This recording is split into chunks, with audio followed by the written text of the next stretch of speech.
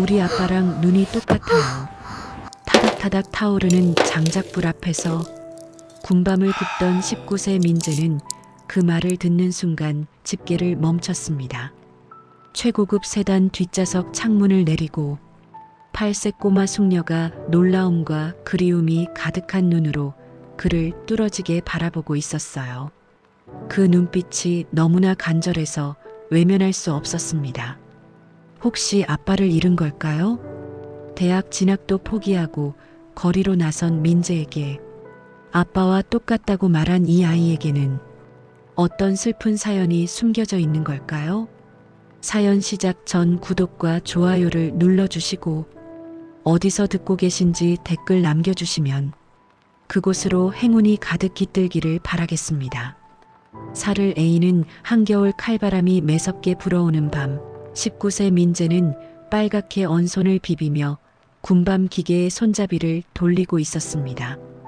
낡은 귀마개와 빛바랜 목도리로 얼굴 절반이 가려져 있었지만 그 아래로는 피로와 추위에 질린 눈이 반짝였죠. 너무 오래 서 있어서 발끝의 감각은 이미 사라졌고 구멍난 운동화 밑창으로는 냉기가 스며들어 양말을 적셨습니다. 얇은 패딩은 바람 한 줄기조차 막아주지 못했지만 민재는 멈추지 않았어요. 군밤이요. 달콤하고 고소한 군밤 있어요. 목소리는 추위에 떨려 나왔지만 민재는 억지로라도 밝은 표정을 지으려 애썼습니다.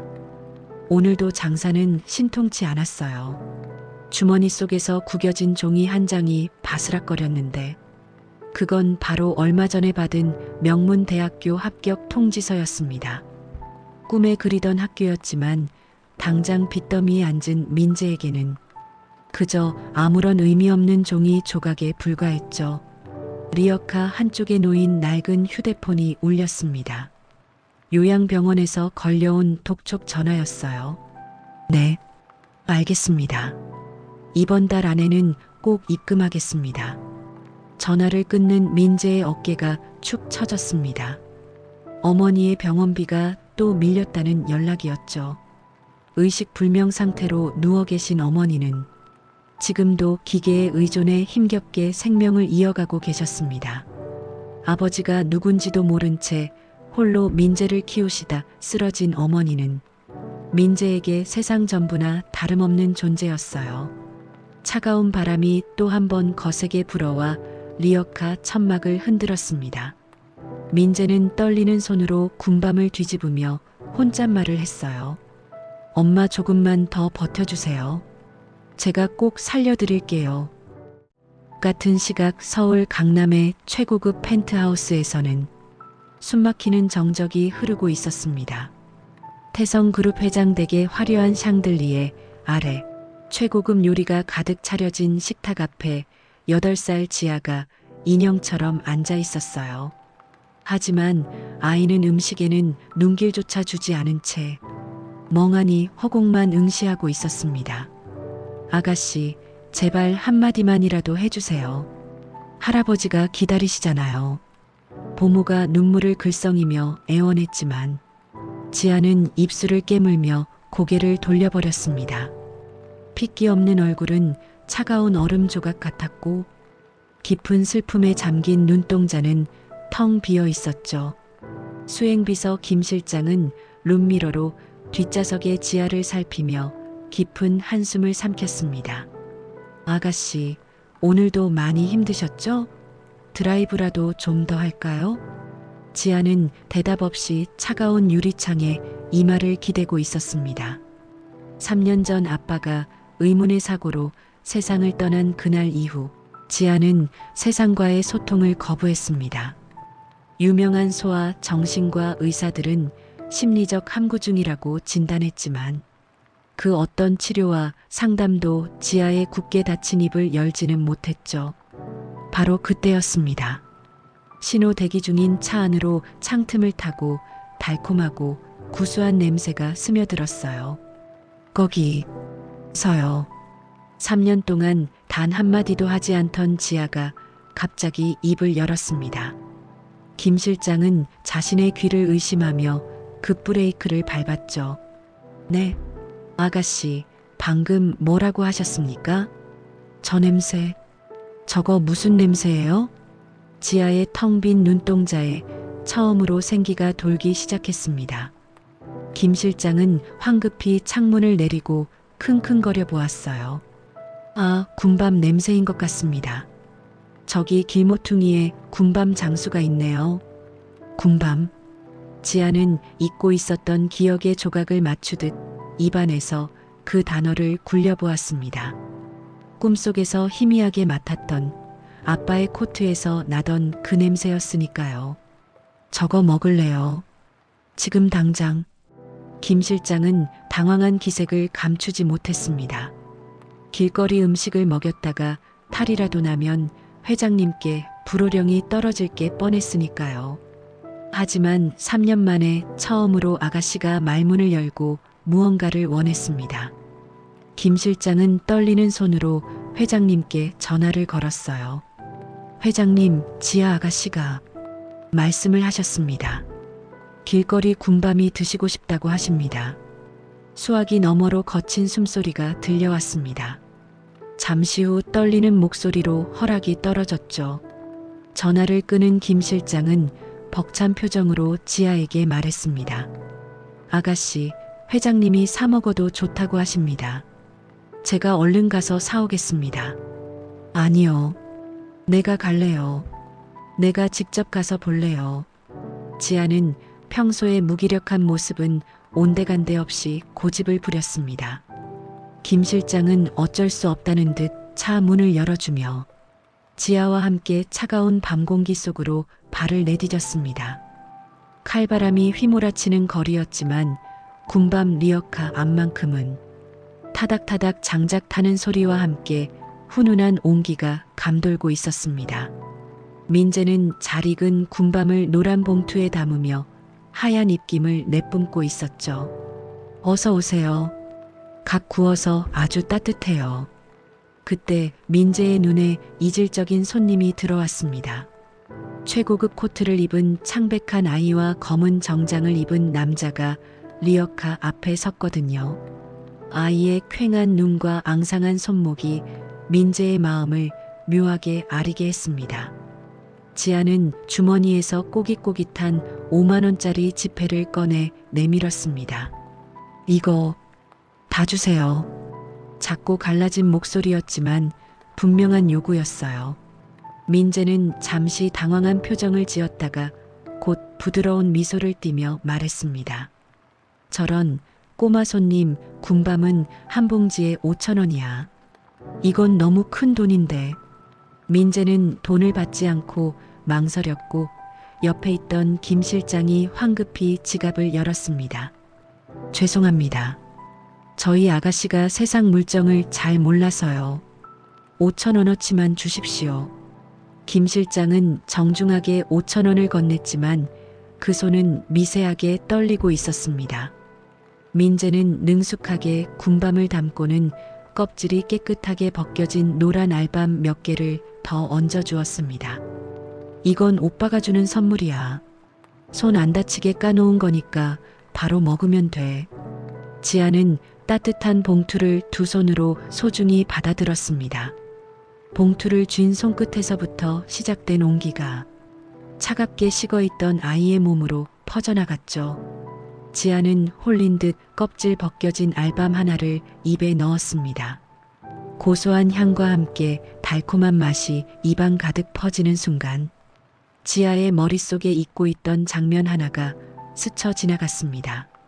눈 내리던 캠핑장 모닥불 앞에서 호호 불어가며 군밤을 까주던 아빠의 투박한 손길이었죠. 따뜻해. 지아의 입에서 3년 만에 감정이 담긴 단어가 흘러나왔습니다. 단순히 군밤의 온도가 아니었어요. 아빠가 곁에 있던 시절의 그 포근함이었습니다. 김 실장은 그 한마디에 숨을 멈췄습니다. 어떤 의사도 치료하지 못했던 아가씨의 입을 길거리 군밤 한 알이 열어젖힌 것입니다. 민재는 지아가 오물오물 군밤을 먹는 모습을 흐뭇하게 바라보았습니다. 천천히 먹어. 뜨거우니까 호호 불어가면서. 민재의 다정한 말투에 지아는 고개를 들어 민재를 빤히 올려다보았습니다. 모닥불 불빛에 비친 민재의 눈동자가 아빠의 눈과 겹쳐 보였기 때문이죠. 고맙습니다. 지아가 다시 한번 또렷하게 말했습니다. 김 실장은 벅차오르는 감정을 억누르며 지아를 차로 이끌었습니다. 차로 돌아가는 내내 지아는 군밤 봉투를 품에 꼭 안고 뒤를 돌아봤어요. 한편 리어카에 남겨진 민재는 멀어지는 고급 세단을 보며 알 수 없는 기시감을 느꼈습니다. 밤이 깊어갈수록 추위는 맹렬해졌고 행인들의 발길도 끊겼지만 민재는 자리를 뜰 수 없었습니다. 주머니 속 합격 통지서가 바스락거렸지만 지금 당장은 칠흑 같은 어둠 속에서 타오르는 저 불꽃만이 유일한 희망이었습니다. 엄마, 오늘 이상한 꼬마 손님이 왔어요. 눈빛이 참 슬퍼 보였는데 꼭 제 어릴 적 모습 같았어요. 민재는 병원에 누워 계신 어머니를 생각하며 혼잣말을 했습니다. 서로 다른 세상에 살고 있지만 어딘가 닮아 있는 두 사람의 운명은 그렇게 군밤 굽는 연기처럼 서서히 얽히기 시작했습니다. 다음 날 오후 사립 명문 초등학교의 하교종이 울렸습니다. 지아는 다른 날과 달리 수업이 끝나자마자 가방을 메고 교문 밖으로 뛰어나왔어요. 평소에는 친구들과 눈도 마주치지 않고 고개를 숙인 채 가장 늦게 나오던 아이가 오늘은 달랐습니다.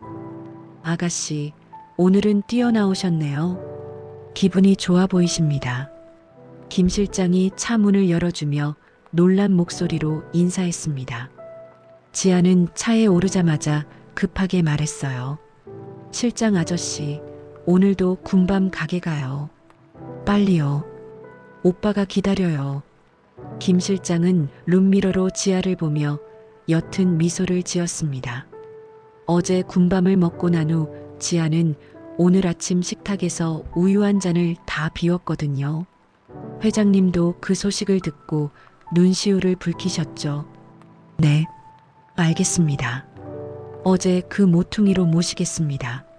네, 오늘은 저 혼자 가서 살 거예요. 저 이제 말도 잘하니까 혼자 할 수 있어요. 지아의 목소리에는 3년 만에 처음으로 자신감이 묻어났습니다. 김 실장은 잠시 망설이다가 고개를 끄덕였어요. 리어카가 바로 길 건너편에 있으니 차에서 지켜보면 될 것 같았습니다.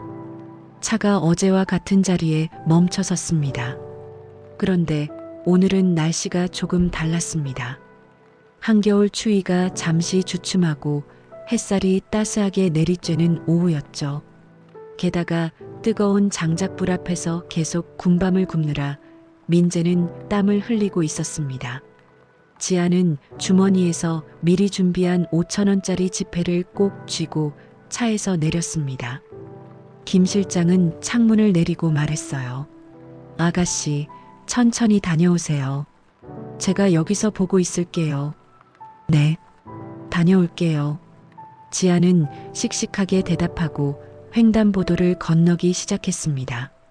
작은 발걸음이지만 어제보다 훨씬 가벼워 보였어요. 리어카에 가까이 다가가자 어제처럼 달콤한 냄새가 코끝을 간지럽혔습니다. 민재는 더위를 참지 못하고 답답했던 털모자와 목도리를 벗어 리어카 한쪽에 걸어두고 있었습니다. 땀에 젖은 앞머리를 쓸어 올리며 군밤을 뒤집고 있었죠. 군밤 주세요. 지아의 목소리에 민재가 고개를 돌렸습니다. 어제 왔던 그 꼬마 손님이었어요. 또 왔구나. 오늘은 혼자 왔네. 민재가 환하게 웃으며 지아를 맞이했습니다. 그 순간 지아는 그 자리에 멈춰서서 민재를 멍하니 바라보았습니다. 털모자를 벗은 민재가 눈을 반달처럼 접으며 웃는 모습이 왠지 모르게 가슴을 찡하게 만들었거든요. 아주 어릴 적 퇴근하고 돌아오던 아빠가 지아를 보며 지어주던 그 따뜻한 표정과 너무나 닮아 있었습니다. 지아는 홀린 듯 중얼거렸어요. 오빠는 웃는 게 우리 아빠 같아요. 민재는 지아의 말에 잠시 멈췄습니다. 아이의 눈에는 그리움과 알 수 없는 포근함이 가득했어요. 꼬마 손님이 아빠를 많이 좋아하나 보네. 내가 아빠 느낌이나? 네. 아빠 냄새가 나는 것 같아요. 그리고 지아의 시선이 민재의 오른쪽 얼굴에 머물렀습니다. 땀에 젖은 머리카락 사이로 관자놀이에서 귀 뒤쪽으로 이어지는 희미한 화상 자국이 보였거든요. 오빠, 거기 아야 했어요? 아빠도 거기에 아야 한 자국 있었는데. 지아는 민재의 관자놀이를 가리켰습니다. 민재는 멋쩍은 듯 상처를 만지작거렸어요. 아, 이거 보기 좀 그렇지? 아주 어릴 때 집에 불이 났었거든. 그때 생긴 영광의 상처야. 그 순간 차 안에서 창문 너머로 이 모습을 지켜보던 김 실장의 얼굴이 사색이 되었습니다. 지아 아가씨는 그저 느낌으로 아빠를 떠올렸지만 김 실장의 눈에는 확실한 증거가 들어왔기 때문입니다. 화재 사고, 관자놀이의 흉터, 그리고 모자를 벗은 민재의 이목구비가 죽은 도련님의 20대 시절과 소름 끼치도록 똑같았습니다. 김 실장은 숨을 죽이고 민재를 응시했습니다. 군밤 한 봉지 줄까? 어제처럼? 민재의 말에 지아는 정신을 차렸습니다. 급하게 고개를 끄덕이며 돈을 건넸어요. 네, 주세요. 민재는 각 구운 군밤을 봉투에 담았습니다. 그리고 어제처럼 껍질 벗긴 알밤을 더 넣어주었죠. 오늘도 서비스야. 날씨가 따뜻해서 기분이 좋거든. 지아는 봉투를 받아들었지만 여전히 민재의 얼굴에서 눈을 떼지 못했습니다. 얼굴 생김새를 하나하나 기억하는 건 아니었지만 민재에게서 느껴지는 공기가, 그 다정한 눈빛이 아빠 곁에 있는 것처럼 편안했기 때문입니다. 군밤 식기 전에 먹어야 해. 오늘은 더 달콤하게 잘 구워졌어. 지아는 그제야 군밤 하나를 꺼내 입에 넣었습니다. 따뜻함이 퍼지자 마음속의 불안감이 눈 녹듯 사라졌습니다. 맛있어요. 오빠가 만든 군밤이 세상에서 제일 맛있어요. 고마워. 그럼 내일도 올 거야? 네, 매일 올 거예요. 학교 끝나고 매일매일. 지아의 대답에 민재는 고개를 끄덕였습니다. 그래, 언제든지 와. 오빠가 맛있는 군밤 구워놓고 기다릴게. 지아는 환하게 웃으며 차를 향해 뛰어갔습니다. 그러다가 갑자기 멈춰서 뒤를 돌아보았어요. 오빠, 내일은 더 일찍 올게요. 차에 탄 지아는 계속해서 뒤를 돌아보며 민재를 바라봤습니다. 김 실장은 떨리는 목소리로 물었어요. 아가씨, 저 학생이 아버님 생각이 나게 하나요? 네, 그냥 아빠 같아요. 웃을 때 눈이 따뜻한 게 꼭 아빠 같아요. 김 실장은 아무 말도 하지 못했습니다. 아이의 순수한 직감은 무서울 정도로 정확하니까요. 게다가 김 실장이 확인한 저 흉터는 단순한 우연이라기엔 너무나 구체적이었습니다. 집에 도착한 지아는 곧장 서재로 달려갔습니다. 벽에 걸린 액자 속 사진을 한참 동안 바라봤어요. 아빠, 군밤 오빠한테서 아빠 냄새가 나요. 지아는 사진을 품에 안고 방으로 돌아왔습니다. 그리고 남은 군밤을 하나씩 먹으며 생각했어요. 내일은 꼭 할아버지한테도 말해야겠다고요.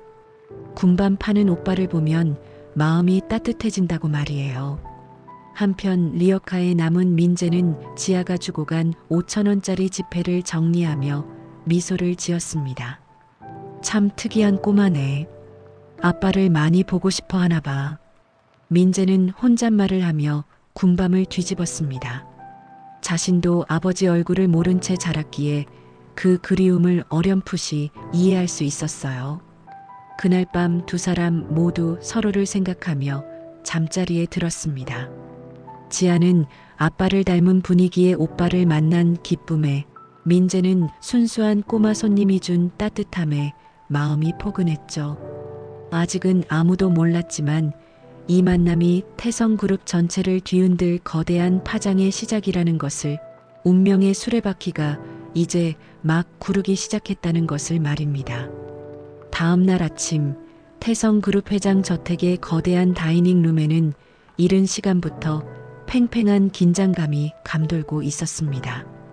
강인철 회장은 늘 그렇듯 새벽 5시에 일어나 경제신문을 읽으며 간단한 아침 식사를 하고 있었죠. 70세의 나이에도 흐트러짐 없는 자세와 상대를 꿰뚫어 보는 듯한 날카로운 눈빛은 한국 재계 서열 5위 기업을 이끄는 총수다운 위엄을 보여주고 있었습니다.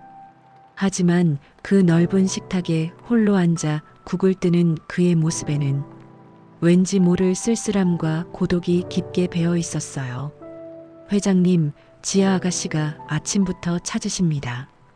집사의 조심스러운 말에 강 회장은 읽던 신문을 접고 벽에 걸린 앤틱 시계를 바라보았습니다. 바늘은 겨우 6시 30분을 가리키고 있었어요.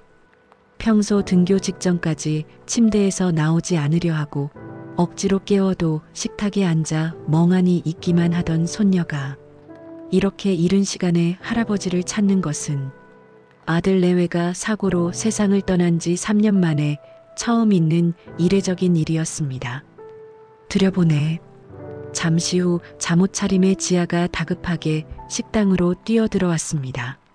아이의 얼굴에는 전에 없던 생기와 홍조가 돌고 있었고 손에는 무언가를 꼭 쥐고 있었죠. 할아버지, 어제 그 얘기 꼭 해드리려고 일찍 일어났어요.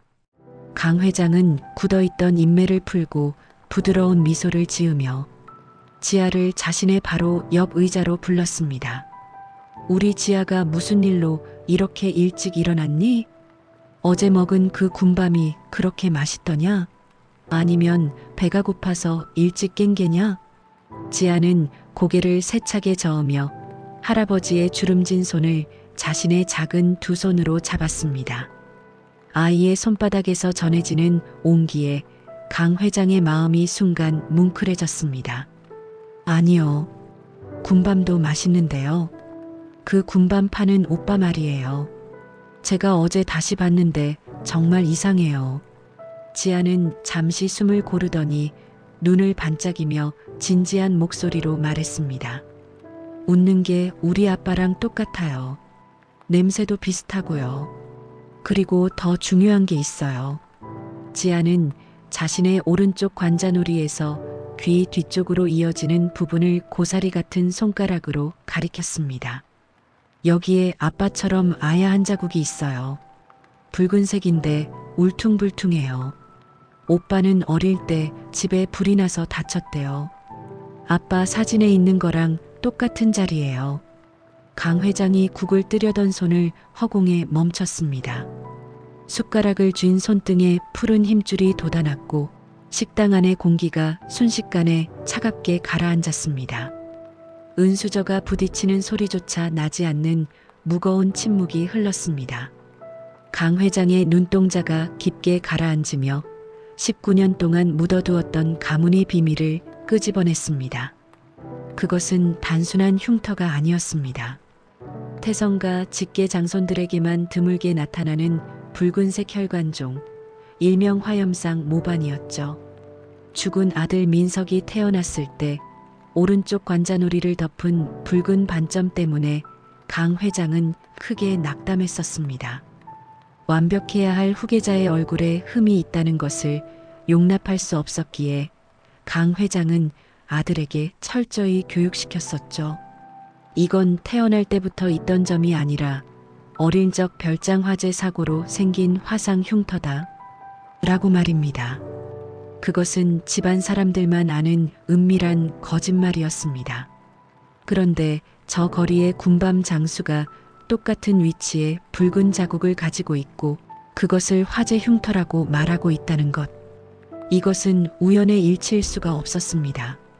그 비밀을 아는 사람은 죽은 아들 민석과 19년 전 사라진 며느리 서윤뿐이었으니까요. 지아야, 그 오빠가 정말 불이 나서 다쳤다고 하더냐?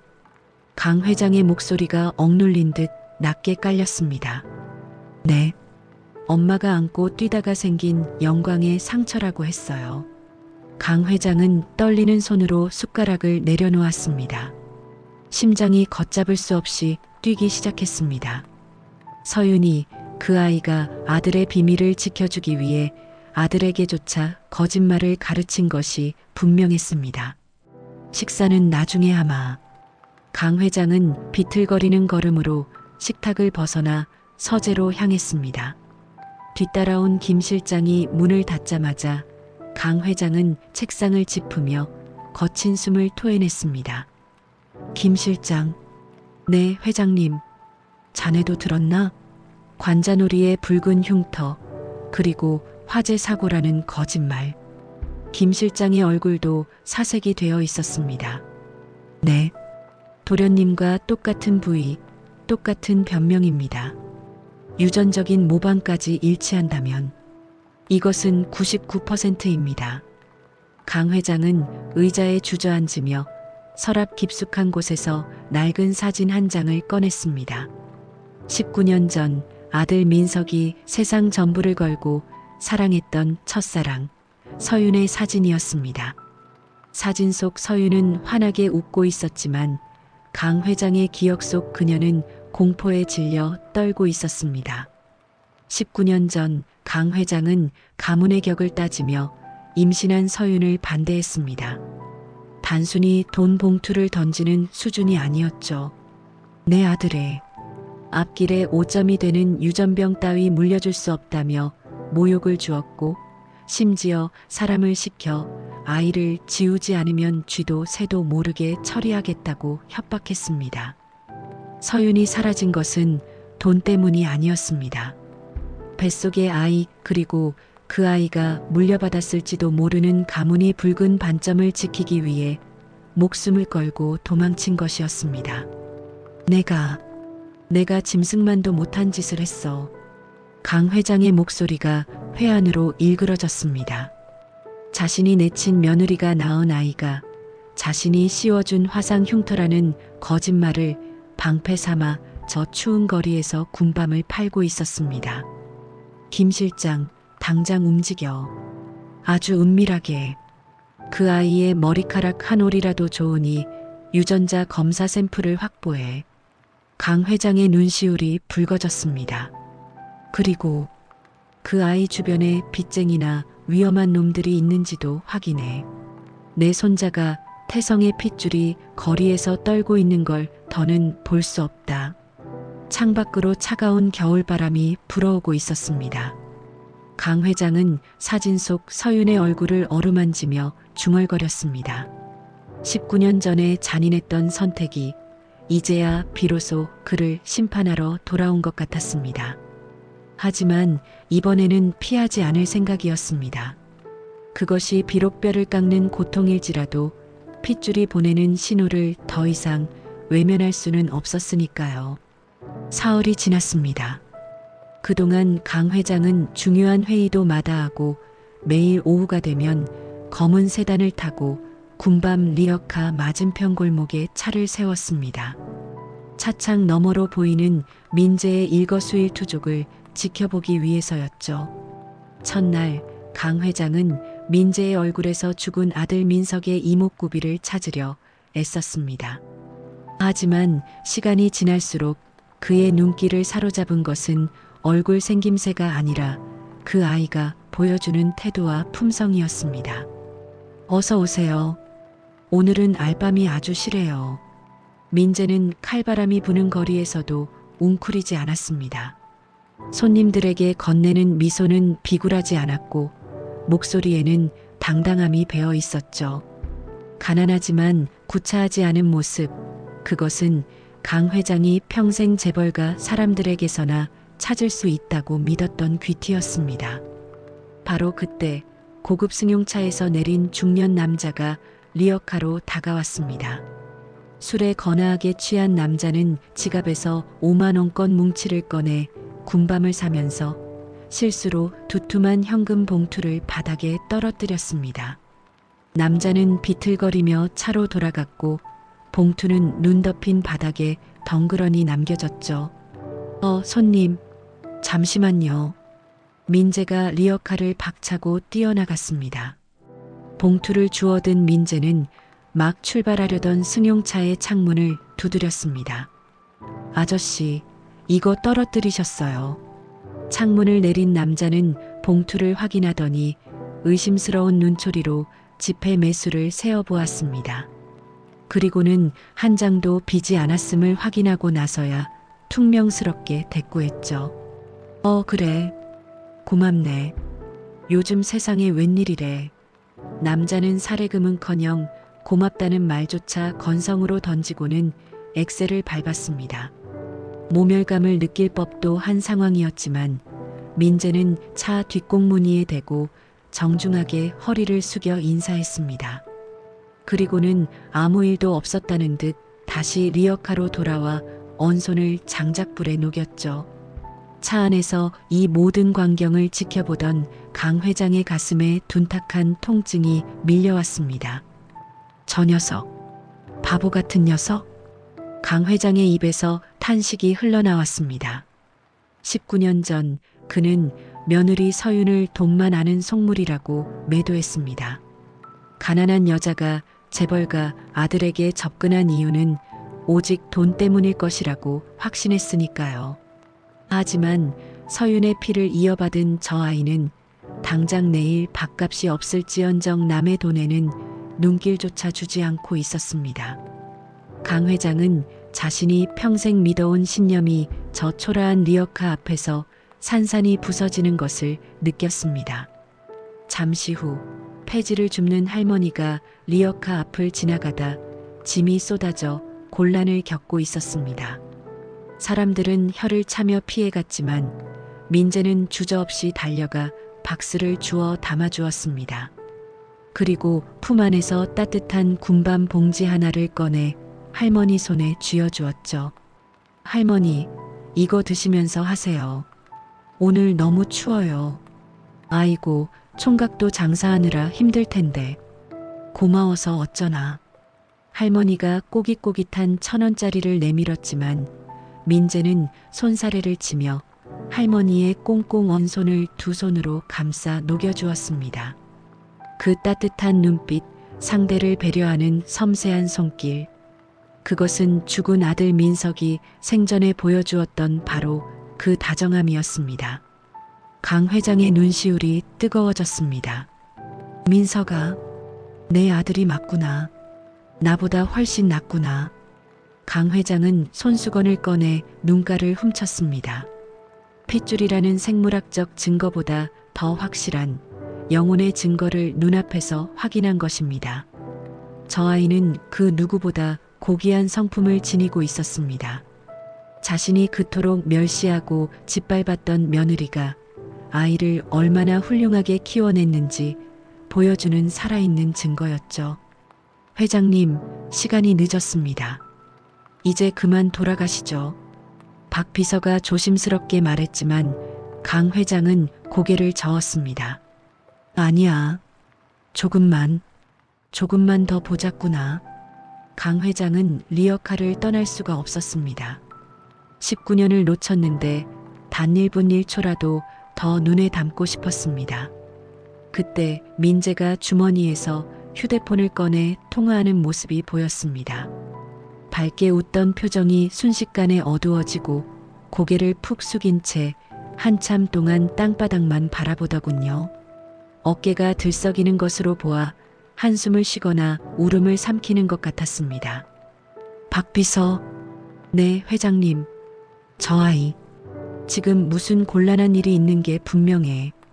아까 그 씩씩하던 녀석이 저렇게 어깨가 축 처지다니. 강 회장의 목소리에 조바심이 묻어났습니다. 지금 당장 알아보게. 빚이 있는지, 어디 아픈 데가 있는지. 내 손자가, 내 핏줄이 돈 때문에 기죽는 꼴은 내가 못 본다. 그것은 단순한 지시가 아니었습니다. 19년 동안 굶주렸던 할아버지의 사랑이, 그리고 씻을 수 없는 죄책감이 뒤섞인 절규였습니다. 차창 밖으로 어둠이 짙게 깔리고 홀로 리어카 불빛의 의지에 서 있는 민재의 모습이 더욱 처연하게 빛났습니다. 강 회장은 차가운 유리창에 손을 대고 마치 민재의 어깨를 토닥이듯 허공을 쓰다듬었습니다. 이제 곧 이 지독한 운명의 숨바꼭질을 끝낼 시간이 다가오고 있었습니다. 며칠이 더 지났습니다. 그동안 지아는 여전히 매일같이 군밤 가게를 찾았고 돌아올 때마다 민재 오빠 이야기로 집안을 채웠습니다. 아침 식사 때도 잠들기 전에도 지아의 입에서는 늘 그 오빠 이야기가 끊이지 않았죠. 할아버지, 오늘 민재 오빠가 제 이야기 듣고 막 웃었어요. 오빠가 웃으면 눈이 반달이 돼요. 꼭 아빠처럼요. 민재 오빠는 대학에 합격했대요. 그런데 돈이 없어서 못 갈 것 같대요. 바보같이 제가 빌려준다고 했는데도 안 된대요. 오빠네 엄마가 많이 아프대요. 식물인간이래요. 그래서 오빠가 매일 밤새워 군밤을 파는 거래요. 강 회장은 손녀의 제잘거림을 들으며 겉으로는 온화하게 웃었지만 속으로는 타들가는 심정이었습니다. 지아가 처음으로 마음을 열고 의지하는 대상이 자신의 핏줄일지도 모른다는 사실, 그리고 그 아이가 저토록 힘겹게 살고 있다는 사실이 가슴을 짓눌렀습니다. 그날 저녁 강 회장은 서재에서 김 실장을 기다리고 있었습니다. 창밖에는 굵은 빗줄기가 쏟아지고 있었고 천둥 소리가 강 회장의 불안한 마음처럼 쿵쿵 울렸습니다. 똑똑 노크 소리와 함께 김 실장이 들어왔습니다. 그의 손에는 비에 젖지 않게 비닐로 꼼꼼히 쌓인 두툼한 갈색 서류 봉투가 들려 있었죠. 겉면에는 붉은색 도장으로 대외비라고 찍혀 있었습니다. 김 실장의 표정은 그 어느 때보다 무겁고 침통해 보였습니다. 회장님, 지시하신 조사 결과가 나왔습니다. 강 회장은 떨리는 손으로 봉투를 받아들었습니다. 봉투의 무게가 마치 납덩이처럼 느껴졌습니다. 나가 있어. 하지만 회장님, 내용이 나가 있으라고 했다. 강 회장의 호통에 김 실장은 고개를 깊게 숙이고 물러났습니다. 서재 문이 닫히고 강 회장은 떨리는 손으로 봉투의 봉인을 뜯었습니다. 종이를 꺼내는 손끝이 하얗게 질려 있었습니다. 보고서의 첫 장은 민재의 신상 명세서였습니다. 성명 한민재 19세 생년월일 2006년 5월 20일. 강 회장의 숨이 턱 막혔습니다. 2006년 5월 며느리 서윤이 사라졌던 그해, 그리고 출산 예정일과 정확히 일치하는 날짜였습니다.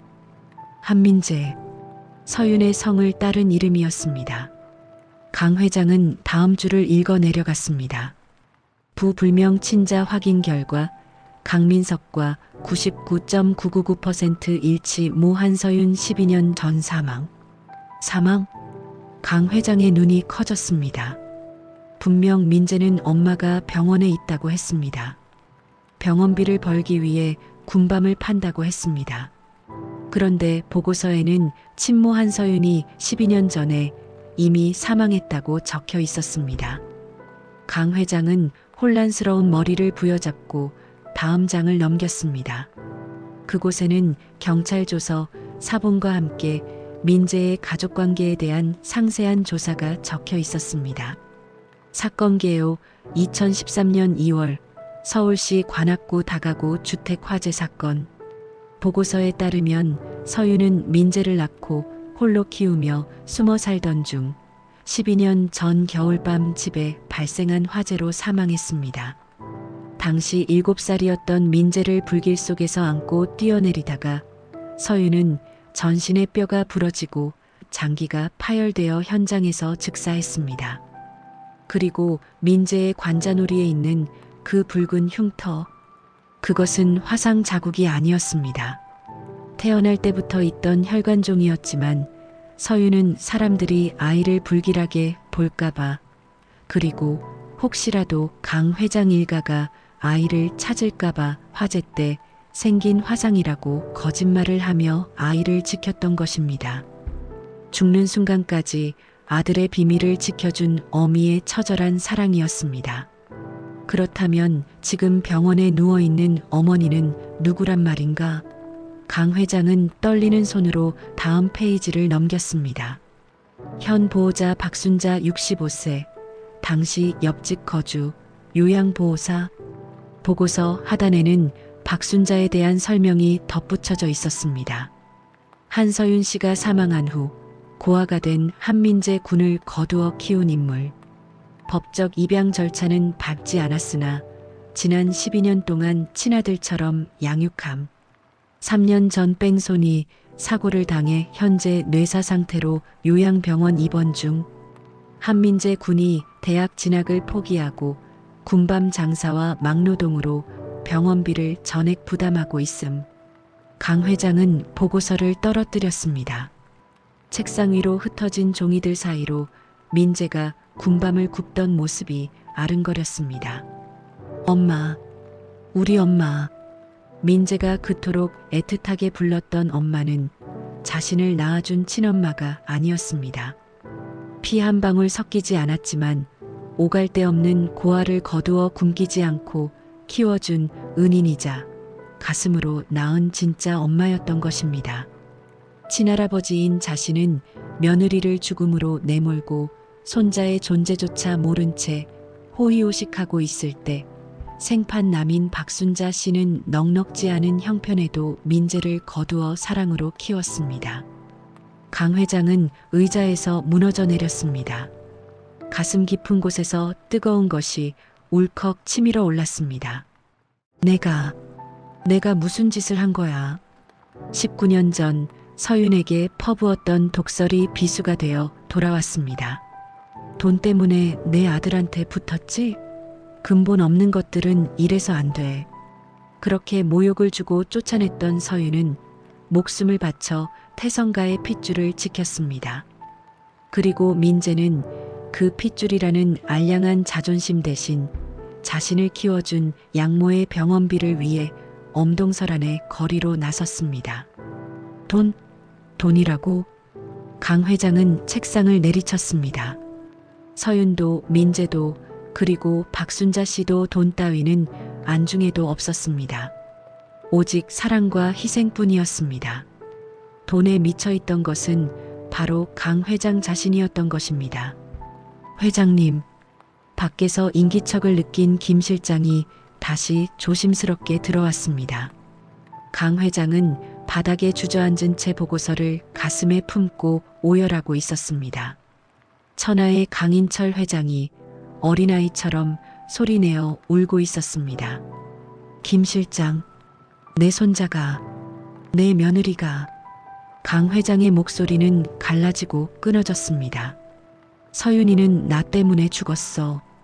그 불쌍한 아이가 나를 피해 도망치다가 그 좁은 단칸방에서. 김 실장은 아무 말도 하지 못하고 고개를 숙였습니다. 그리고 민재는 그 어린 것이 생판 남의 병원비를 대겠다고 저러고 있었어. 친아랍이란 작자는 지척에 두고도 모르고. 강 회장은 비틀거리며 일어났습니다. 눈물 범벅이 된 얼굴에는 형용할 수 없는 고통과 뒤늦은 후회가 뒤범벅되어 있었습니다. 그는 벽에 걸린 아들 민석의 사진을 바라보았습니다. 사진 속 민석은 슬픈 눈으로 아버지를 보고 있는 것만 같았습니다. 아버지, 제 아들을 부탁한다고 했잖아요. 서윤이를 지켜주신다고 했잖아요. 아들의 환청이 빗소리에 섞여 들려오는 듯 했습니다. 민석아, 미안하다. 정말 미안하다. 내가 죄인이다. 강 회장은 다시 책상 위에 보고서를 집어들었습니다. 그곳에는 또 하나의 충격적인 사실이 적혀 있었습니다. 특이사항 현재 한민재 군은 불법 사채업자들에게 3천만 원의 채무가 있음. 박순자 씨의 초기 수술비 마련을 위해 빌린 것으로 추정됨. 최근 상환 독촉이 심해져 신변의 위협이 우려됨. 사채? 강 회장의 눈빛이 순식간에 달라졌습니다. 슬픔은 거치고 맹수와 같은 분노가 그 자리를 채웠습니다. 감히 내 손자에게, 내 며느리 같은 은인에게 돈 몇 푼으로 위협을 가하다니. 김 실장, 네 회장님.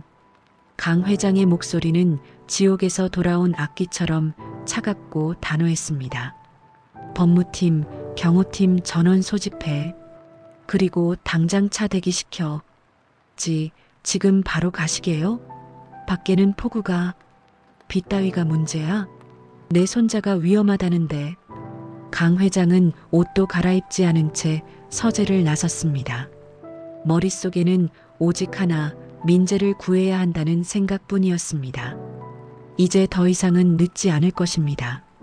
19년 전에는 며느리를 지키지 못했지만 이번에는 제 목숨을 걸어서라도 손자를, 그리고 손자가 사랑하는 그 어머니를 지킬 것입니다.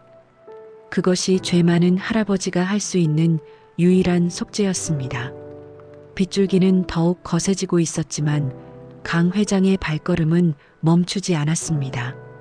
검은 세단의 행렬이 어둠을 뚫고 민재가 있는 그 작고 초라한 거리로 질주하기 시작했습니다. 폭풍우 치는 밤, 운명의 판도라 상자는 그렇게 열렸습니다. 하지만 그곳에 남은 것은 희망이 아니라 당장 해결해야 할 잔혹한 현실이었습니다. 보고서를 확인하고 강 회장이 저택을 뛰쳐나온 지 30분이 지났습니다. 하늘에서는 구멍이라도 뚫린 듯 장대비가 쏟아지고 있었고 천둥 번개가 서울 하늘을 찢어밟힐 듯 번쩍였습니다. 강 회장이 탄 검은 세단은 빗물을 튀기며 미친 듯이 질주하고 있었습니다. 차 안의 공기는 무거웠습니다. 강 회장은 창밖을 내다보며 초조하게 손가락으로 무릎을 두드렸습니다. 제발 아무 일도 없기를.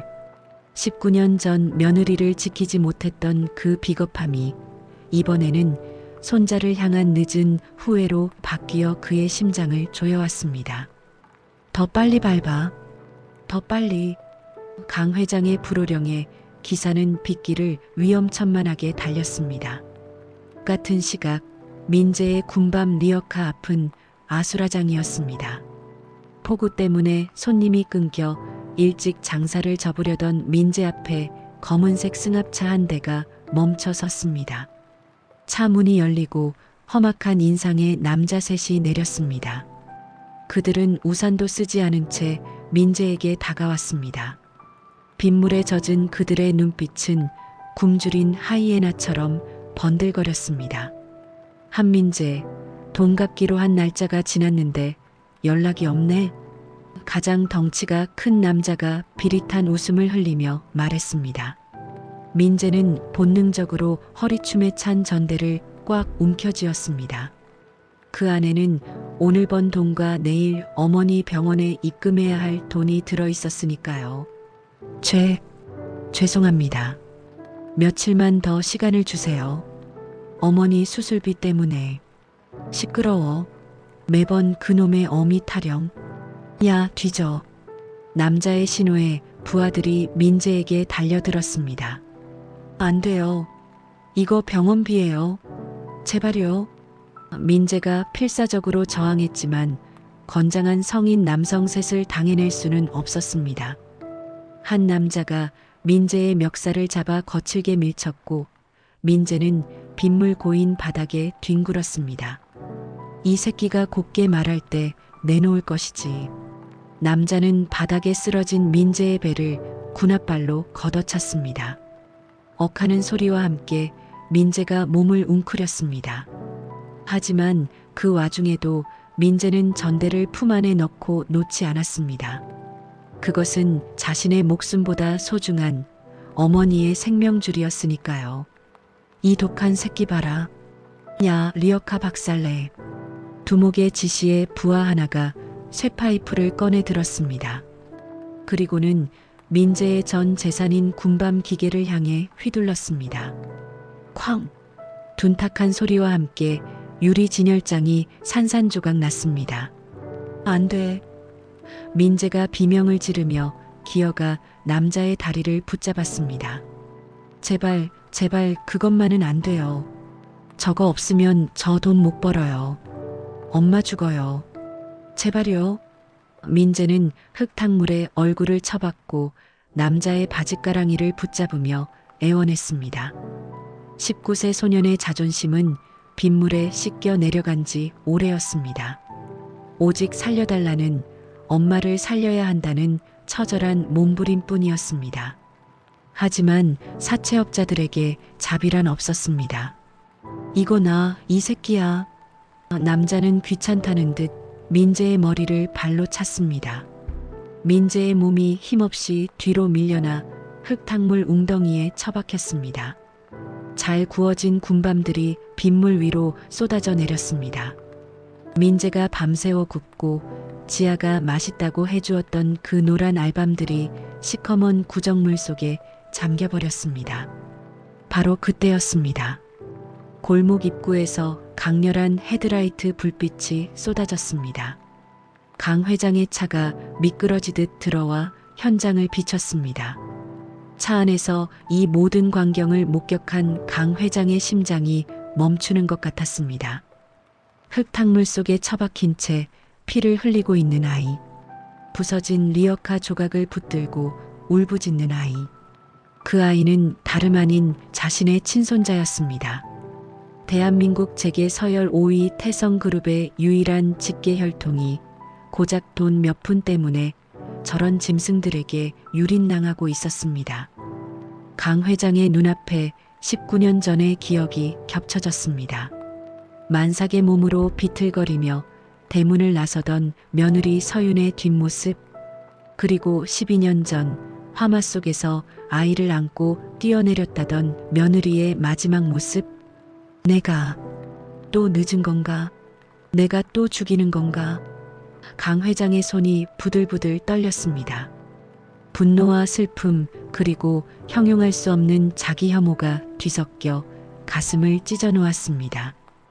회장님, 위험합니다. 경호팀이 도착할 때까지. 박 비서가 말리려 했지만 강 회장은 듣지 않았습니다. 당장 문 열어. 강 회장의 목소리는 지옥에서 올라온 듯 낮고 차가웠습니다. 저놈들이 내 새끼를 죽이고 있어. 문 열라고. 차 문이 열리자마자 강 회장은 빗속으로 뛰어들었습니다. 70노구라고는 믿기지 않는 속도였습니다. 폭우가 그의 최고급 정장을 순식간에 적셨지만 그는 개의치 않았습니다. 사채업자들은 갑작스러운 고급 세단의 등장에 잠시 멈칫하고 있었습니다. 이봐요, 할아버지는 뭐요? 남의 영업 방해하지 말고. 사채업자 두목이 인상을 쓰며 다가왔지만 강 회장은 그를 거들떠보지도 않았습니다. 그의 눈은 오직 흙탕물 속에 쓰러져 있는 민재에게 고정되어 있었습니다. 강 회장은 비틀거리며 민재에게 다가갔습니다. 가까이서 본 손자의 모습은 더욱 참혹했습니다. 입가는 터져 피가 흐르고 있었고 흙투성이가 된 얼굴은 눈물로 범벅이 되어 있었습니다. 그런데도 그 아이는 품 안의 돈 봉투를 지키려고 웅크린 채 떨고 있었습니다. 엄마. 민재가 신음처럼 내뱉은 단어는 아픔에 대한 호소가 아니라 어머니에 대한 걱정이었습니다. 그 한마디가 강 회장의 이성을 끊어놓았습니다. 감히. 강 회장이 천천히 고개를 돌려 사채업자들을 노려보았습니다. 번개가 번쩍이며 강 회장의 얼굴을 비쳤습니다.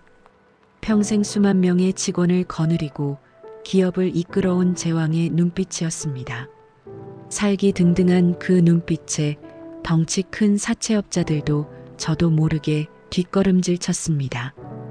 감히 누구 몸에 손을 대는 거야. 강 회장의 사자후가 천둥 소리를 뚫고 울려 퍼졌습니다.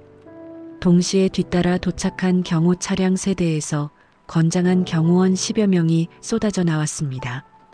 검은 정장을 입은 그들은 순식간에 사채업자들을 포위했습니다. 상황은 일순간에 역전되었습니다. 회장님? 사채업자 두목은 그제야 상대가 누구인지 깨닫고 사색이 되었습니다. 뉴스에서나 보던 태성그룹의 강인철 회장. 그가 왜 이런 빈민가 골목에, 그것도 이깟 군밤 장수 꼬맹이 때문에 나타난 것인지 이해할 수 없었지만, 한 가지 확실한 건 자신들이 건드려서는 안 될 영린을 건드렸다는 사실이었습니다. 박비서. 강 회장은 사채업자들에게 시선을 떼지 않은 채 불렀습니다. 네, 회장님. 저놈들 다시는 세상 빛 못 보게 해. 법이든 주먹이든 태성이 가진 모든 힘을 동원해서 짓밟아버려. 명령은 차갑고 잔혹했습니다. 경호원들이 사채업자들을 제압하여 바닥에 꿀렸습니다. 비명소리가 빗소리에 묻혔지만 강 회장은 눈 하나 깜짝하지 않았습니다. 그는 천천히 무릎을 굽혀 흙탕물 속에 쓰러진 민재에게 손을 뻗었습니다. 학생. 강 회장의 목소리가 떨렸습니다. 방금 전에 살기는 온데간데였고 한없이 떨리고 애처로운 목소리였습니다. 민재는 흐릿한 눈을 들어 자신을 내려다보는 노신사를 바라보았습니다. 빗물 때문에 앞이 잘 보이지 않았지만 그 노신사가 울고 있다는 것만은 알 수 있었습니다. 일어날 수 있겠니? 강 회장은 더러운 흙탕물에 자신의 무릎을 꿇고 떨리는 손으로 민재의 어깨를 감싸 안았습니다. 피와 진흙이 묻은 손자의 몸을 생애 처음으로 품에 안은 순간이었습니다. 어르신, 옷 버리세요. 저 흙탕물인데. 갈비뼈가 부러진 듯한 고통 속에서도 민재는 자신의 몸을 감싸 안은 노신사의 최고급 양복이 더러워지는 것을 먼저 걱정했습니다. 빗물과 피가 뒤섞여 시야가 흐릿했지만 천성적인 착함은 숨길 수가 없었죠. 강 회장은 그 말에 가슴이 난도질 당하는 것 같았습니다. 피투성이가 되어 죽어가면서도 고작 남의 옷 더러워지는 걸 걱정하다니. 이 바보 같은 착함이 누구를 닮았는지 너무나 명확했기 때문입니다. 옷이 문제냐? 지금 내가 죽게 생겼는데. 강 회장은 버럭 소리를 질렀지만 그 소리는 울음 섞인 비명에 가까웠습니다. 그는 주머니에서 하얀 실크 손수건을 꺼내 민재의 얼굴을 뒤덮은 진흙과 피를 닦아내기 시작했습니다. 이마가 찢어졌는지 붉은 선혈이 빗물과 섞여 계속 흘러내리고 있었어요. 강 회장의 손은 제어할 수 없이 떨리고 있었습니다. 잠시만 참거라. 내가 닦아주마. 눈 좀 떠보거라, 아가. 강 회장의 떨리는 손이 민재의 오른쪽 관자놀이 부근을 조심스럽게 스쳤습니다. 더러운 흙과 엉겨붙은 피가 닦여나가자 젖은 머리카락 사이로 감춰져 있던 붉고 울퉁불퉁한 자국이 선명하게 드러났습니다. 번개가 번쩍이며 그 자국을 비췄습니다. 지아가 말했던 화상 흉터, 세상 사람들 모두가 화상이라고 믿었던 그 자국. 하지만 강 회장의 눈에는 그것이 무엇인지 너무나 명확하고 잔인하게 보였습니다. 그것은 화상이 아니었습니다. 죽은 아들 민석이 태어날 때부터 가지고 있었던 태성과 직계 장손들에게만 드물게 유전되는 붉은 혈관종, 일명 화염상 모반이었습니다. 강 회장의 호흡이 멈췄습니다. 빗소리가 아득하게 멀어지고 19년 전의 기억이 폭풍처럼 밀려왔습니다. 갓 태어난 아들 민석의 얼굴에 있는 붉은 점을 보며 저주받은 핏줄이라며 혀를 차던 자신의 모습이 떠올랐습니다. 그리고 임신한 며느리 서윤에게 내 아들에게 흠집이 되는 유전병 따위 물려줄 수 없다며 낙태를 종용하던 자신의 악마 같은 목소리가 환청처럼 들려왔습니다. 이 상처. 강 회장이 떨리는 손가락으로 민재의 붉은 반점을 어루만지며 물었습니다. 목이 메어 목소리가 나오지 않았습니다. 이게 정말 불에 대인 것이냐? 민재는 희미하게 눈을 뜨고 힘겹게 웃어 보였습니다. 아, 그거요? 흉하죠? 어릴 때 집에 불이 나서. 민재는 가쁜 숨을 몰아쉬며 말을 이었습니다. 말할 때마다 입가에서 피거품이 일었습니다. 엄마가 저 안고 뛰다가 생긴 영광의 상처예요. 우리 엄마가 목숨 걸고 저 지켜준 증거예요. 그래서 저는 이 흉터가 자랑스러워요. 쿵! 강 회장의 심장이 바닥으로 떨어져 산산조각 났습니다. 그제야 모든 퍼즐이 맞춰졌습니다. 서윤이는 알고 있었습니다. 이 붉은 점을 강 회장이 보면 또다시 5점이라며 아이를 뺏어가거나 해코지할까봐 두려웠던 것입니다. 그래서 아이에게조차 선천적인 점이 아니라 화상이라고 거짓말을 가르친 것입니다. 강 회장이 저주라고 불렀던 그 붉은 낙인을 서윤은 엄마가 목숨 바쳐 지켜낸 사랑의 증거로 바꿔놓은 것입니다. 서윤아, 너는 대체 어디까지 희생한 것이냐? 너는 이 아이에게 수치가 아니라 훈장을 달아주었구나. 강 회장의 눈에서 뜨거운 눈물이 쏟아져 나와 차가운 빗물과 섞였습니다. 이 붉은 자국은 핏줄의 증거이자 강 회장의 씻을 수 없는 죄악을 증명하는 낙인이었고 동시에 위대한 모성애의 승리였습니다. 할아버지, 왜 우세요? 민재가 흐릿한 눈으로 물었습니다. 처음 보는 노신사가 게다가 엄청난 부자로 보이는 분이 자신의 흉측한 상처를 보며 서럽게 우는 모습이 이상했기 때문입니다.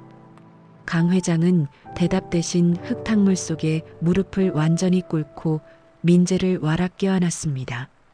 최고급 수트가 진흙범벅이 되고 비린 피 냄새가 코를 찔렀지만 상관없었습니다. 19년 만에 찾은 내 새끼, 내 손자였습니다. 미안하다. 미안하다 아가. 강 회장의 통곡이 천둥 소리를 뚫고 골목에 울려 퍼졌습니다. 평생 피도 눈물도 없이 살아왔던 기업 총수가 비참한 골목길 바닥에서 어린아이처럼 울부짖고 있었습니다. 내가 너무 늦었어. 내가 눈이 멀어서 내 새끼를 이 진창에 두고. 주변을 포위하고 있던 경호원들도 바닥에 제압당해 있던 사채업자들도 그 기막힌 광경에 숨소리조차 내지 못했습니다. 하늘도 슬퍼하는 듯 빗줄기는 더욱 굵어지고 있었습니다. 회장님, 아이 상태가 안 좋습니다. 의식을 잃어갑니다. 그때 박 비서가 다급하게 외쳤습니다. 민재의 고개가 힘없이 툭 떨어진 것입니다. 머리에 출혈이 심했고 폭행의 충격으로 쇼크가 온 듯했습니다. 강 회장은 번쩍 정신이 들었습니다. 감상에 젖어 후회만 하고 있을 때가 아니었습니다. 살려야 했습니다. 무슨 수를 써서라도 이 아이를 살려야 했습니다. 차 문 열어. 강 회장은 70 노구에서 어디서 그런 괴력이 나왔는지 민재를 번쩍 안아들었습니다. 경호원들이 도우려 달려들었지만 강 회장은 짐승처럼 으르렁거렸습니다. 비켜. 내 손자는 내가 안는다. 강 회장은 민재를 안고 빗속을 뚫고 차로 달렸습니다. 품에 안긴 아이는 너무나 가벼웠습니다. 못 먹고 고생하느라 앙상하게 마른 몸이 뼈만 앙상했습니다. 그 깃털 같은 가벼움이 또 한 번 강 회장의 가슴을 후벼 팠습니다. 병원으로 가. 태성병원 응급실 닥터 김대기 시키라고 해. 1초라도 늦으면 병원 문 닫게 만들 거라고 전해. 강 회장은 뒷좌석에 민재를 눕히고 소리쳤습니다. 차가 빗길을 뚫고 미친 듯이 질주하기 시작했습니다. 강 회장은 의식을 잃은 민재의 차갑고 거친 손을 두 손으로 꼭 잡고 비벼댔습니다. 죽으면 안 된다.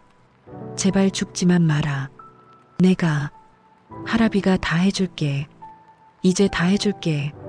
강 회장은 민재의 손등에 입을 맞추며 기도하고 또 기도했습니다. 차창 밖으로는 여전히 폭우가 쏟아지고 있었지만 차 안에는 19년의 세월을 건너온 할아버지의 뜨거운 눈물이 민재의 차가운 손을 적시고 있었습니다.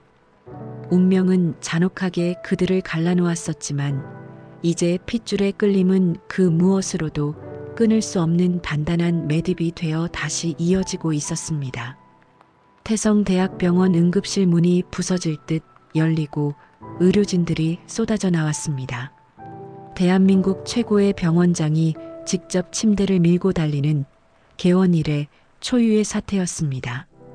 피투성이가 된 채 실려 들어오는 깡마른 소년, 그리고 그 옆에서 소년의 손을 놓지 않고 함께 달리는 강인철 회장의 모습에 병원 로비는 순식간에 정적에 휩싸였습니다. 살려내.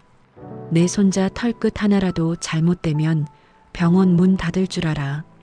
강 회장의 절규가 하얀 복도를 울렸습니다. 수술실 램프에 불이 들어오고 강 회장은 그제야 다리가 풀려 바닥에 주저앉았습니다.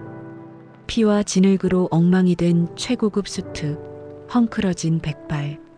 천하를 호령하던 재벌 총수의 위엄은 온데간데였고 그저 손자의 생사 앞에 벌벌 떠는 나약한 노인만이 남아 있었습니다. 2시간이 지났을까요? 수술실 문이 열리고 집도의가 나왔습니다. 다행히 장기 손상은 피했습니다. 갈비뼈 골절과 뇌진탕이 있지만 생명에는 지장이 없습니다. 영양실조가 심해서 회복이 좀 더디겠지만 살았으면 됐다. 살았으면 됐어. 강 회장은 의사의 손을 잡고 눈물을 흘렸습니다. 그리고 곧바로 민재가 옮겨진 VIP 병실로 향했습니다. 최고급 침대에 누운 민재는 너무나 작고 초라해 보였습니다. 창백한 얼굴에 링거줄을 주렁주렁 매달고 있는 모습이 19년 동안 자신이 저지른 방임의 증거 같아 차마 똑바로 쳐다볼 수가 없었습니다. 한참 뒤 민재가 신음소리를 내며 눈을 떴습니다. 낯선 천장, 소독약 냄새, 그리고 푹신한 침대. 민재는 화들짝 놀라 몸을 일으키려 했습니다. 돈, 내 돈, 엄마 병원비. 눈을 뜨자마자 찾은 것은 자신의 몸 상태가 아니라 빼앗긴 전대였습니다. 강 회장은 황급히 민재의 어깨를 잡아 눕혔습니다. 가만히 있어라. 움직이면 안 돼. 민재는 흐릿한 눈으로 강 회장을 바라봤습니다. 아까 빗속에서 자신을 안고 울던 그 이상한 할아버지였습니다. 할아버지, 여긴 어디예요? 저 돈 벌어야 하는데. 사채업자 아저씨들이 돈 안 주면 우리 엄마. 민재의 목소리는 공포에 질려 떨리고 있었습니다. 강 회장은 민재의 손을 두 손으로 감싸 쥐었습니다. 거칠고 굳은 살이 박인 19세 소년의 손. 걱정 마라. 빚은 다 해결했다. 놈들은 다시는 너를 괴롭히지 못할 게다. 그리고 내 돈도 전부 찾아서 내 어머니 병원비로 넣었다. 강 회장의 말에 민재의 눈이 휘둥그레졌습니다. 정말요? 3천만 원을요? 하지만 할아버지가 왜? 민재는 이해할 수 없다는 표정이었습니다. 생판 모르는 남이, 그것도 이렇게 부자 할아버지가 왜 자신 같은 군밤 장수를 도와주는지 알 수 없었으니까요. 강 회장은 침대 옆에 무릎을 꿇었습니다. 70평생 누구에게도 무릎 꿇지 않았던 그가 19살 손자 앞에 무릎을 꿇었습니다. 그리고 떨리는 목소리로 입을 열었습니다. 민재야. 강 회장은 민재의 눈을 똑바로 바라보았습니다. 놀라지 말고 들어라. 나는 내 친할아버지다. 민재의 눈동자가 흔들렸습니다. 할아버지요? 저는 할아버지가 없는데요. 아빠도 없고요. 그래, 내가 모르는 게 당연하다. 내가 내가 죄인이니까. 강 회장의 눈에서 다시 눈물이 주르륵 흘러내렸습니다. 19년 전 내 아버지를, 그리고 너를 뱃속에 품은 내 어머니를 내가 내쫓았다. 못난 내 욕심 때문에 너희를 버렸어. 강 회장은 고개를 숙여 침대 시트에 얼굴을 묻었습니다.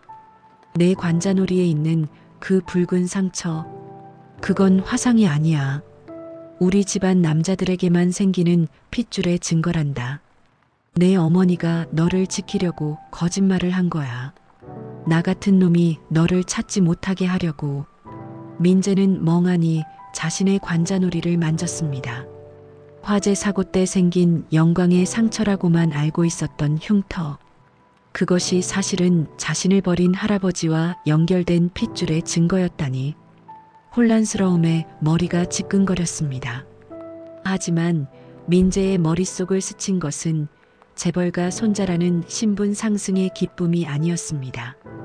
그럼 우리 엄마는요? 민재의 입에서 튀어나온 첫 마디는 의외였습니다. 요양병원에 있는 우리 엄마는요? 박순자 씨는요? 그분은 저랑 피도 안 섞인 남인가요? 민재의 목소리에 물기가 어렸습니다. 자신을 12년 동안 키워준 엄마가 진짜 엄마가 아니라는 사실, 그리고 진짜 핏줄인 할아버지는 자신을 버렸다는 사실이 소년을 혼란스럽게 만들었습니다. 강 회장은 고개를 들었습니다. 그리고 단호하게 말했습니다. 아니다. 그분이 진짜 내 어머니다. 강 회장은 민재의 손을 꽉 잡았습니다.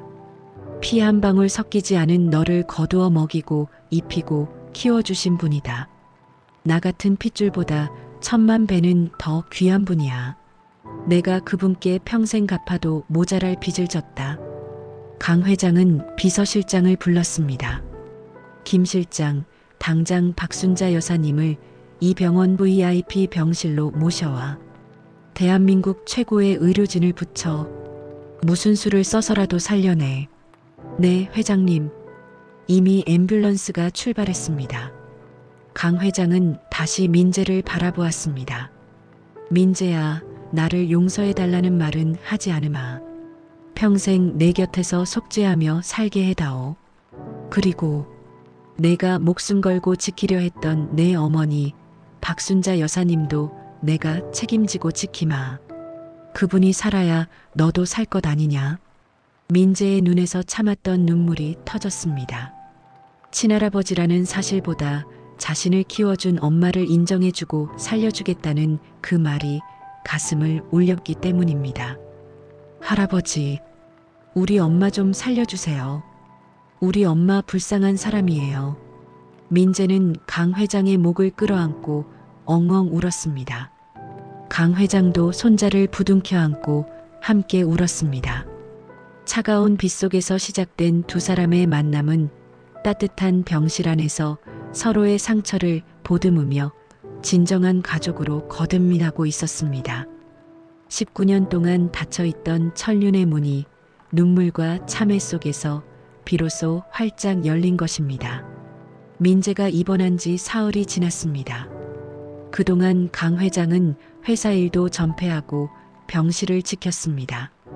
민재의 붓기가 빠지고 멍이 옅어지는 것을 지켜보는 것이 그의 유일한 일과였죠. 그리고 드디어 김 실장이 서류 봉투 하나를 들고 병실로 들어왔습니다. 회장님, 유전자 검사 결과가 나왔습니다. 병실 안에는 무거운 정적이 흘렀습니다. 침대에 기대 앉아있던 민재도, 의자에 앉아있던 강 회장도 마른 침을 삼켰습니다. 이미 붉은 반점으로 확인했지만 과학적인 증명은 또 다른 무게감으로 다가왔으니까요. 강 회장은 떨리는 손으로 봉투를 열었습니다. 제가 봐도 될까요? 민재의 말에 강 회장은 종이를 건넸습니다. 민재는 링거 바늘이 꽂힌 손으로 종이를 들어 올렸습니다. 복잡한 의학 용어들 아래 굵은 글씨로 적힌 한 문장이 눈에 들어왔습니다. 친생자 관계 성립 일치 확률 99.9%. 99.9%. 민재가 나직이 숫자를 읽었습니다. 의심할 여지 없는 완벽한 핏줄이었습니다. 민재는 종이를 내려놓고 자신의 손등을 바라보았습니다. 거리에서 군밤을 굽느라 거칠어지고 화상을 입은 손. 이 손에 흐르는 피가 대한민국 최고 재벌가의 피라니 실감이 나지 않았습니다. 하지만 강 회장의 반응은 달랐습니다. 그는 결과를 확인하자마자 고개를 떨구고 깊은 탄식을 내뱉었습니다. 으흐흑. 강 회장의 입에서 터져나온 것은 환호가 아니라 짐승이 울부짖는 듯한 통곡이었습니다. 그는 의자에서 내려와 바닥에 주저앉았습니다. 회장님, 왜 그러세요? 민재가 놀라 몸을 일으키려 했지만 강 회장은 손을 저어 말렸습니다. 두라고 해라. 내가 부끄러워서 그런다. 너무 부끄럽고 미안해서. 강 회장은 바닥을 치며 오열했습니다. 이 종이 쪼가리가 뭐라고. 나는 이 99%의 핏줄을 지우려고 그 모진 짓을 했는데 너희 어머니는 목숨을 바쳐 지켰구나. 그리고 피 한 방울 안 섞인 박순자 씨는 12년을 넘게 너를 먹이고 입혔어. 강 회장은 자신의 가슴을 주먹으로 쳤습니다. 나는 살인자다. 핏줄 타령하며 며느리를 죽이고 손자를 거리로 내몬 살인자야. 그런데도 내가 살아서 내 앞에 있다니. 염치 없게도 고맙고 또 고맙구나. 민재는 침대에서 내려왔습니다. 링거줄이 팽팽하게 당겨졌지만 개의치 않았습니다. 그리고 바닥에 주저앉아 우는 할아버지의 등을 조심스럽게 안았습니다. 할아버지, 울지 마세요. 민재의 목소리는 담담했지만 따뜻했습니다. 저 원망 안 해요. 낳아준 엄마가 저를 지키려고 흉터를 숨겨주셨잖아요. 그리고 키워준 엄마가 저를 사랑으로 채워주셨잖아요. 그래서 저 외롭지 않았어요. 민재는 자신의 관자놀이에 있는 붉은 반점을 손가락으로 문질렀습니다. 이 흉터, 아니, 이 반점이요. 할아버지가 물려주신 거라면서요. 저는 이게 싫지 않아요. 아빠랑 똑같은 거래요. 저한테 아빠가 있다는 증거잖아요. 그 말에 강 회장은 고개를 들어 손자의 얼굴을 보았습니다. 눈물 범벅이 된 노인의 눈에 맑고 선한 손자의 눈동자가 비쳤습니다. 자신이 그토록 멸시했던 저주받은 낙인을 손자는 아빠가 있다는 증거라며 자랑스러워하고 있었습니다. 민재야, 이제 저한테 가족이 생긴 거잖아요. 낳아준 엄마, 키워준 엄마, 그리고 할아버지까지. 저 이제 부자예요. 민재가 씩 웃으며 농담을 건네자 강 회장은 와락 민재를 끌어안았습니다. 그래, 내 말이 맞다. 너는 세상에서 제일 부자다. 사랑을 그렇게 많이 받고 자랐으니 내가 나보다 훨씬 부자야.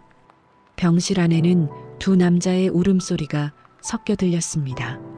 19년이라는 긴 세월 동안 엉켜있던 오해와 증오의 실타래가 핏줄이라는 이름이 아닌 사랑이라는 이름으로 풀리고 있었습니다. 강 회장은 손자를 안고 속으로 맹세했습니다. 남은 여생은 태성그룹의 회장이 아니라 한민재의 할아버지로서, 그리고 박순자 여사의 은혜를 갚는 죄인으로 살아가겠다고요. 그 붉은 반점은 이제 더 이상 가문의 수치가 아니라 기적적으로 되찾은 희망의 상징이 되었습니다. 강 회장의 특별 지시로 태성그룹 최고의 의료진이 투입된 지 일주일 후 기적 같은 일이 일어났습니다. 3년 동안 식물인간 상태로 누워있던 박순자 씨가 의식을 회복한 것입니다. 민재는 링거대를 끌고 한 걸음에 달려갔습니다. 엄마, 나 알아보겠어? 나 민재야.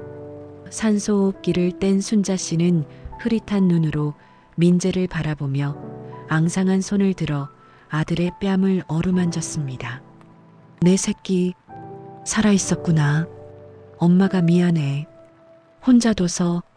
두 모자의 눈물겨운 상봉을 문 밖에서 지켜보던 강 회장은 차마 안으로 들어가지 못하고 서성였습니다. 그때 민재가 강 회장을 불렀습니다. 할아버지, 들어오세요. 엄마가 뵙고 싶대요. 강 회장은 떨리는 걸음으로 병실에 들어섰습니다. 침대에 누운 순자 씨는 오랜 투병 생활로 뼈만 남은 상태였지만 그 눈빛만은 깊고 맑았습니다. 강 회장은 순자 씨의 침대 옆에 섰습니다. 천하를 호령하던 회장의 어깨가 한없이 작아 보였습니다. 초면에 죄송합니다. 제가 민재의 할애비 되는 사람입니다. 강 회장이 고개를 숙이자 순자 씨는 힘겹게 입을 열었습니다. 알고 있었습니다. 민재 엄마한테 사진을 보여달라고 조른 적이 있거든요. 강 회장의 눈이 커졌습니다. 서윤이가 제 얘기를 하던가요? 순자 씨는 천천히 고개를 끄덕였습니다. 그리고 19년 전부터 가슴속에 묻어두었던 서윤의 피 맺힌 이야기를 꺼내기 시작했습니다. 서윤이는 이사 온 날부터 밤마다 울었어요. 누군가 자기를 찾아낼까봐 방문을 3개씩 잠그고 창문에는 검은 커튼을 치고 살았지요. 순자 씨의 목소리는 갈라졌지만 또렷했습니다. 제가 물어봤어요. 왜 그렇게 숨어 사냐고. 그랬더니 서윤이가 배를 감싸주며 그러더군요. 시아버님이 아이를 지우지 않으면 죽여버리겠다고 했다고. 아이 몸에 붉은 점이 있으면 저주받은 핏줄이라며 없애버릴 거라고 했다고요. 강 회장의 가슴이 철렁 내려앉았습니다. 19년 전 아들의 앞길을 막지 말라며 내뱉었던 그 폭언들이 며느리에게는 평생의 공포였던 것입니다. 화재가 났던 그날 밤도 사실은 살 수 있었어요. 순자 씨의 말에 병실 안의 공기가 얼어붙었습니다. 불길이 치솟았지만 창문으로 뛰어내리면 살 수 있었어요.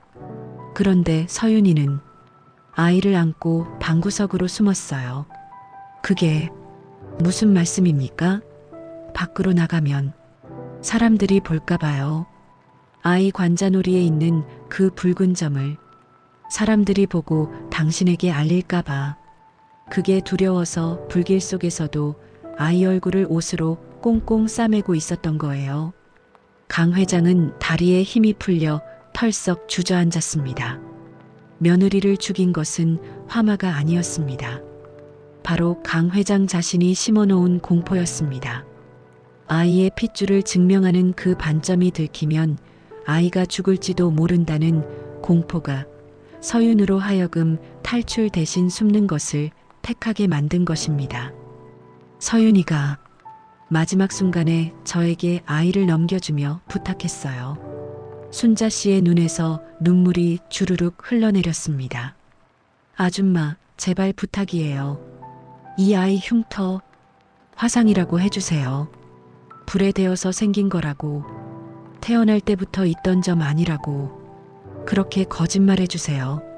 그래야 이 아이가 살아요. 순자 씨는 민재의 손을 잡았습니다. 그래서 제가 거짓말을 했어요. 민재한테도 동네 사람들한테도 이 아이는 불쌍하게 화상 입은 아이라고. 그게 서윤이가 목숨 바쳐 지키고 싶었던 비밀이었어요. 강 회장은 짐승 같은 신음을 토해내며 바닥에 머리를 박았습니다. 아, 내가 죽였어. 서윤아. 자신의 아들의 유전병을 수치스러워하며 감추려 했던 자신의 오만함이 결국 며느리를 불길 속에 가두고 손자를 12년 동안 거짓말 속에 살게 했습니다. 서윤은 그 붉은 점을 저주가 아닌 지켜야 할 생명으로 여겼던 것입니다. 감사합니다. 정말 감사합니다. 강 회장은 바닥에 엎드린 채 일어나지 않았습니다. 아니, 일어날 수가 없었습니다. 피 한 방울 섞이지 않은 남인 당신이 핏줄인 제가 죽이려던 아이를 살렸습니다. 며느리의 유언을 지켜주셨습니다. 제가 제가 죄인입니다. 강 회장은 병실 바닥에서 순자 씨를 향해 큰 절을 올렸습니다. 한 번, 두 번, 그리고 멈추지 않고 계속해서 절을 했습니다. 70평생 가장 높고 화려한 곳에 있었던 그가 가장 낮고 누추한 곳에서 묵묵히 희생해 온 두 어머니 앞에 가장 낮은 자세로 엎드렸습니다.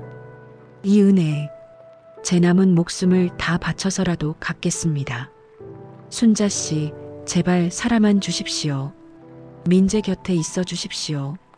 민재에게는 당신이 진짜 어머니입니다.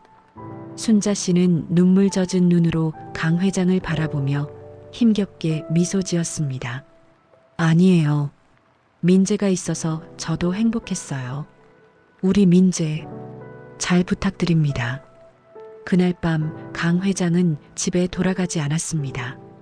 순자 씨의 병실 앞 복도 의자에 앉아 밤새도록 민재와 순자 씨가 나누는 도란도란한 이야기 소리를 들었습니다.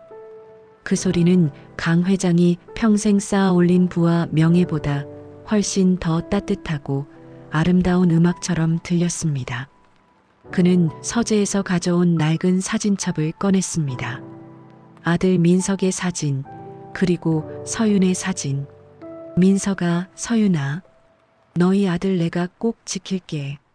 그리고 너희가 사랑했던 사람들, 내가 평생 모시며 살게.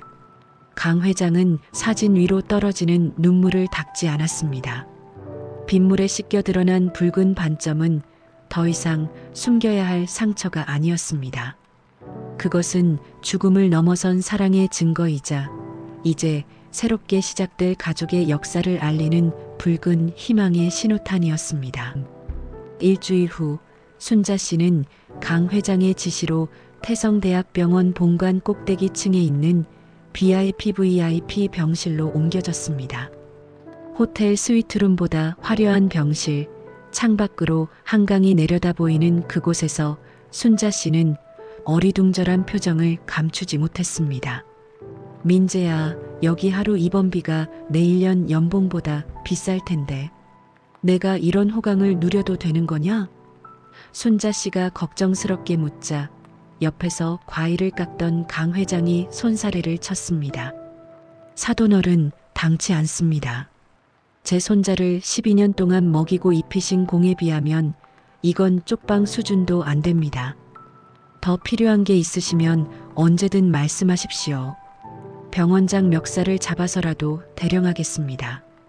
강 회장의 농담 섞인 진심에 순자 씨와 민재는 마주보고 웃음을 터뜨렸습니다.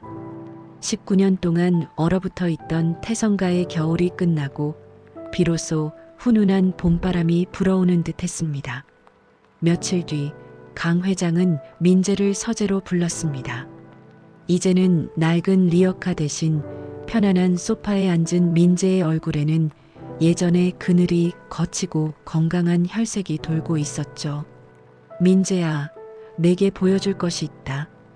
강 회장은 두툼한 서류철 하나를 민재 앞에 내밀었습니다.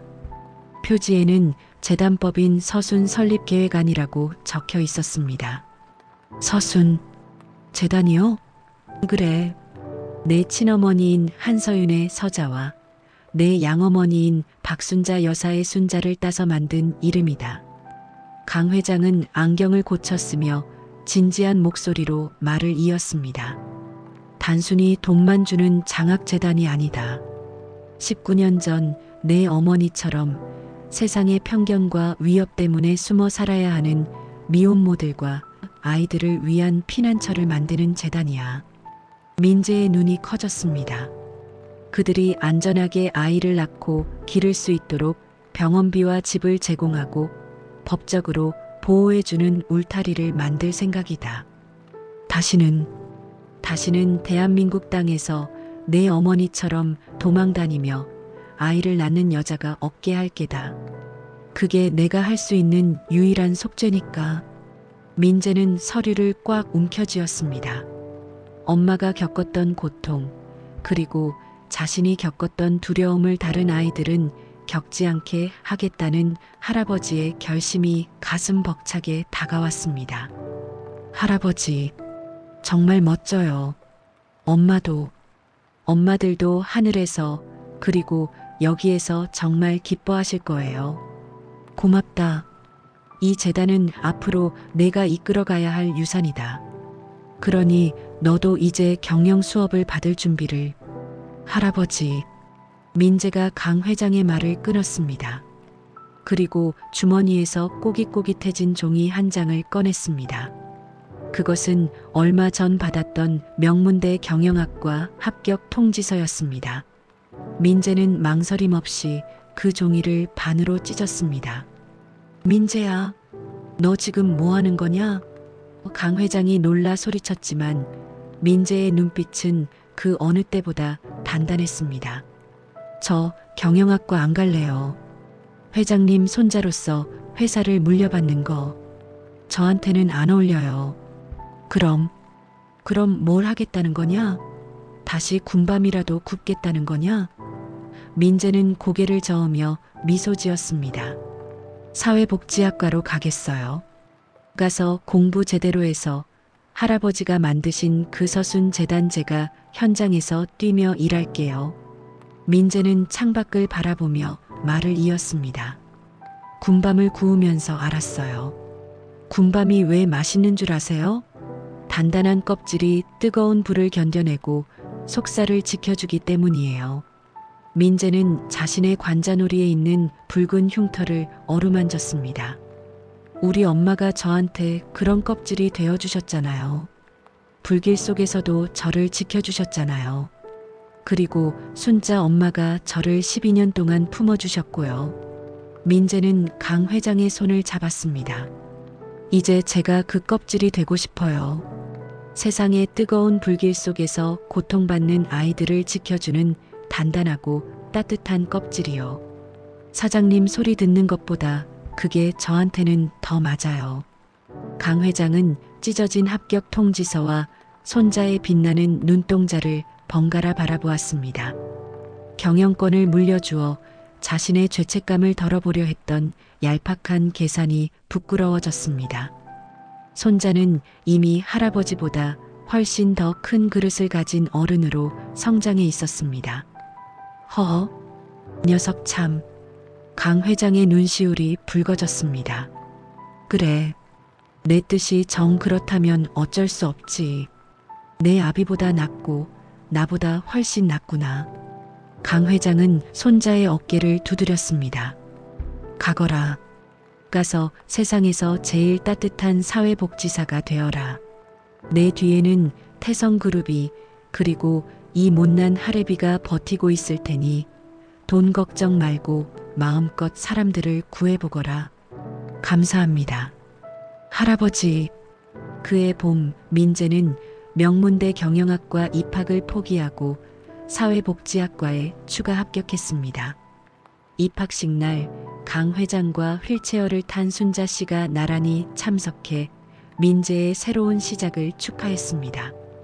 교정을 걷는 민재의 발걸음은 더 이상 무겁지 않았습니다. 그의 등 뒤에는 든든한 가족이 있었고 앞에는 자신이 지켜야 할 수많은 사람들이 기다리고 있었으니까요. 군밤 장수 소녀는 이제 누군가의 인생을 따뜻하게 구워줄 희망의 불씨를 지피러 가고 있었습니다. 민재가 태성가 저택으로 들어온 후 가장 놀라운 변화를 보인 건 단연지아였습니다. 3년 동안 입을 꾹 다물고 있던 아이가 맞나 싶을 정도로 지아는 이제 집안 최고의 수다쟁이가 되었습니다. 오빠, 민재 오빠. 학교에서 돌아온 지아는 가방도 내려놓지 않은 채 민재부터 찾았습니다. 오빠, 나 오늘 학교에서 발표했어요. 선생님이 목소리가 꾀꼬리 같다고 칭찬해 주셨어요. 우와, 우리 지아 정말 대단한데? 그래서 뭐라고 발표했어? 우리 오빠는 세상에서 군밤을 제일 잘 굽는 사회복지사라고 했죠. 지아의 자랑스러운 목소리에 민재는 쑥스러운 듯 웃음을 터뜨렸습니다. 텅 비어있던 거대한 저택은 이제 아이의 웃음소리와 남매의 대화 소리로 가득 찼습니다. 침울했던 식사 시간도 완전히 바뀌었습니다. 지아는 이제 반찬 투정도 부리고 학교에서 있었던 일을 미주알고주알 이야기하며 밥 한 그릇을 뚝딱 비웠습니다. 할아버지, 이거 드세요. 오빠가 몸에 좋은 거래요. 지아가 강 회장의 숟가락에 반찬을 올려주자 강 회장의 입가에는 70평생 본 적 없는 환한 미소가 걸렸습니다. 엄격하고 차가웠던 회장님은 이제 손녀바보, 손자바보가 되어버린 지 오래였죠. 어느 맑은 주말 오후 태성과 정원에는 고소하고 달콤한 냄새가 퍼졌습니다. 민재가 지아를 위해 마당 한가운데에 모닥불을 피우고 군밤을 굽기 시작한 것입니다. 예전의 낡은 리어카 대신 반짝이는 캠핑용 화로 위에서 밤이 익어가고 있었죠. 자, 지아야. 해봐.